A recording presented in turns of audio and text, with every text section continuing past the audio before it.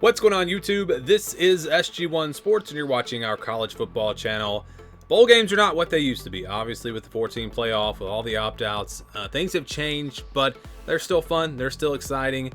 And, you know, I've talked about this before. A lot of people complain about the opt-outs, but bowl games are really about the future. If you're not playing for a championship, they're really about the future. And it can be exciting to see some of the young players actually get a chance to play, so you can see what the future maybe looks like the next year. So I don't really mind the opt-outs too much.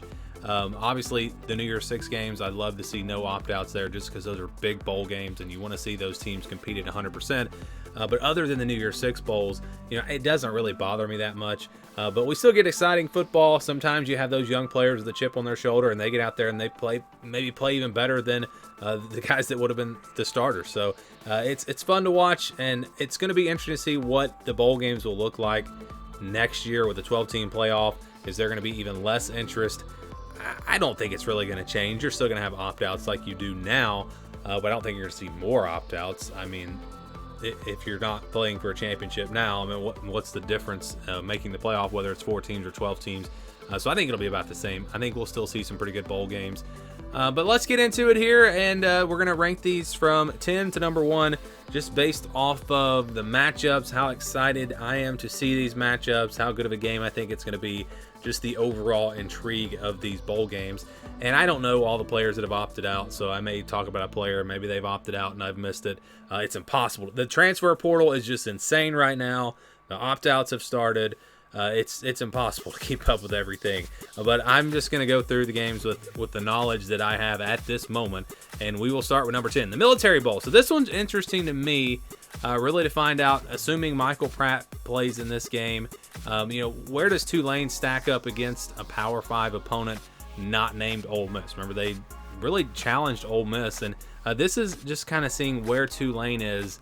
Are they really at a Power 5 level, or are they still clearly a Group of 5 level team, and Virginia Tech's going to go out there and beat them? If Tulane's as good as everyone thinks that they are, they should win this game. Virginia Tech was kind of a sneaky good team this year, under the radar, and I'll be honest, I can't remember how much Virginia Tech football I even watched this year. Not a whole lot.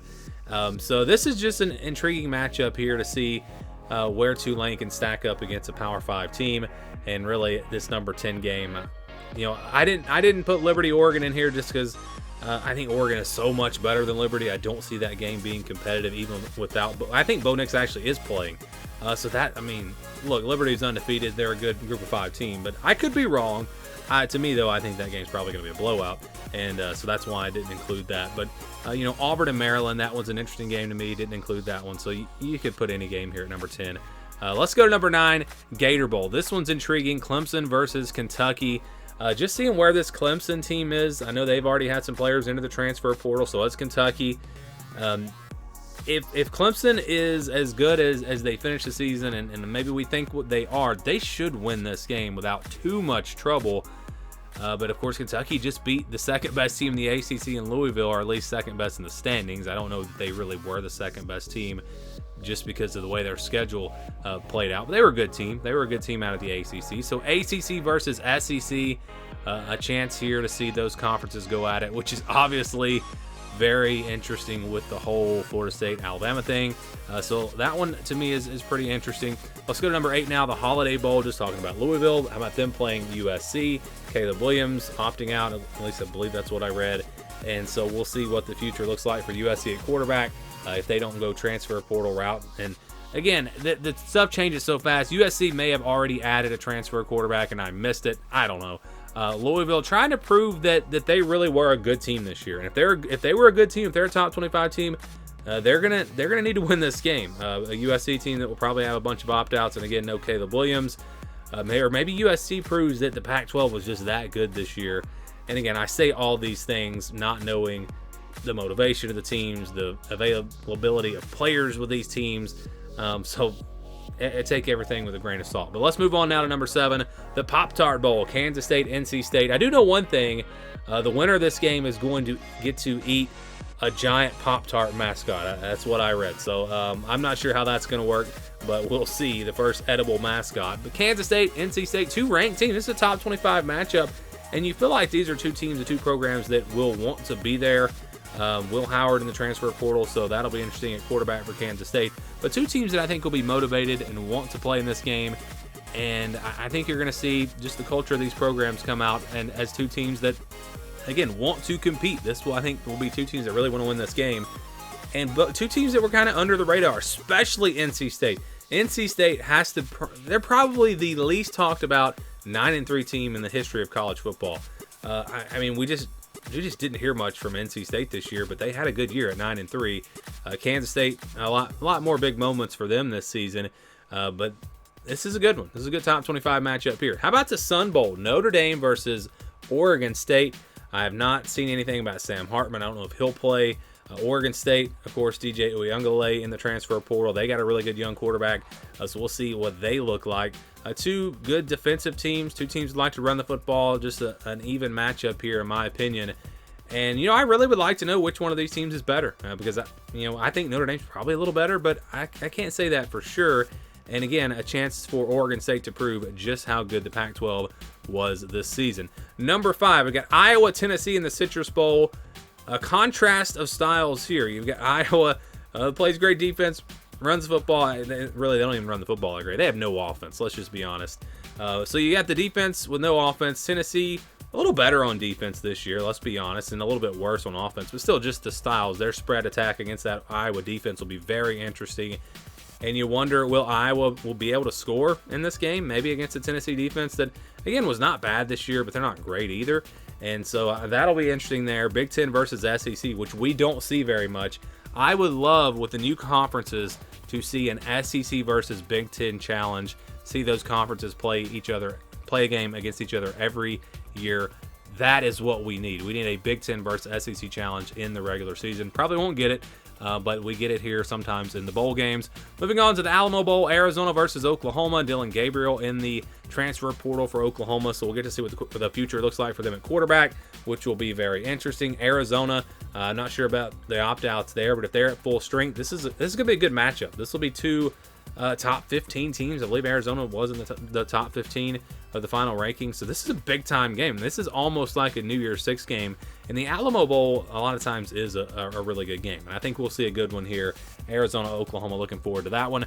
Number 3, the Cotton Bowl, Missouri versus Ohio State. You got McCord already in the transfer portal. What a bizarre situation there. You go 11-1 and decide to transfer, but he wasn't great this year, let's be honest.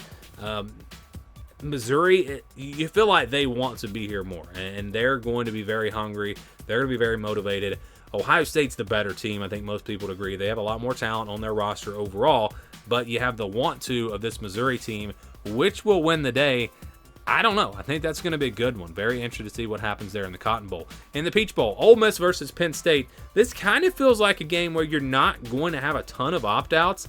Again, I don't know what it's going to look like, but I feel like these two teams will be fairly close to full strength, and so this is just going to feel like a big-time matchup, a big-time game, a top 10 type game, and I just think it's going to be maybe competitively the best game in all the bowl games. And again, we're not counting the semifinal playoff games in this top 10. Obviously, those are number 1 and number 2. But this one really, I think, is just going to be a good game. And then the most intriguing game for me is the Orange Bowl. Georgia versus Florida State. How does Florida State respond after getting left out of the college football playoff? Same thing for Georgia. How do they respond after losing to Alabama? You could have one team really motivated and the other team not motivated at all, and this thing could go crazy. As far as it could go either way. Florida State's a talented team. If Georgia doesn't show up and they don't want to be here, Florida State can absolutely win this game. You wonder if Georgia blows out Florida State. That's interesting for the committee looking back, because then you say, well, look, Georgia, look how good this team was. If we're talking about best 4 and they just blew out this Florida State team, they were a top 4 team. But then on the flip side, you've always got the quarterback excuse, and you can say, well, Florida State didn't have their quarterback, or they can say, look, we were right about Florida State. It could go either way depending on how this game goes. There will be arguments, and there will be things to help and hurt the committee's decision based off of this game, because you can look at it so many different ways. But I'm just really interested to see what happens, see how these teams respond. It might not be the best game from a competitive standpoint. Again, that might be Ole Miss, Penn State, but just overall intrigue. And if Florida State wins this game, Do they claim a national championship? I would. I would absolutely claim a national championship.